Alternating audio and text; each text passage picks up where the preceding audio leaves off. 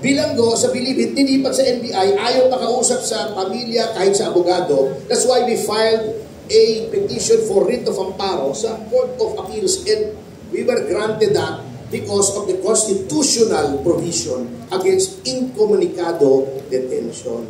That is the reason why tinutulungan ko po ito. Kaso nyo, yung mga ulalok dyan sa gobyerno, kapag tumutulong ka o nagsabi ka ng pabor na in favor of anything about the Chinese, abay, makapili ka na. O, kung may red tagging, hindi makapili tagging ngayon eh. Ha? Yung mga commentaries na nagsasabing, huwag naman ganyan, makipag-ugnayan tayo sa China to resolve the issue peacefully, hindi, makapili ka. O, di ba? Yan ang common na sinasabi niyan si Tariela eh. Makapili na makapili. This is not the way to do it. Especially if you are dealing with China, who is an economic superpower, and you are backed by an ally that is not reliable. Mag-iiba na po ang timpla niyan. Bakit ganun pa rin ang ating timpla pagdating sa China? All of this is bakit gagarahin ba natin ang China? Does anyone want war?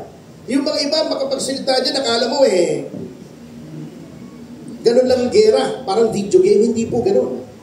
In a war, everyone loses immediately from day one. Talo ng lahat. Why are we doing this? Why are we violating the rights of these people?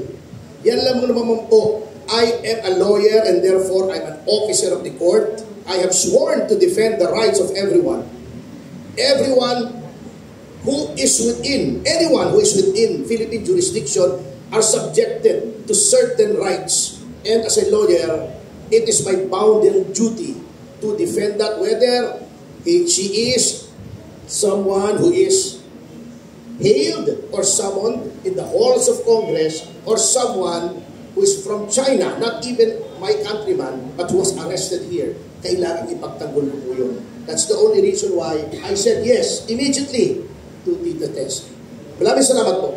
Alright, maraming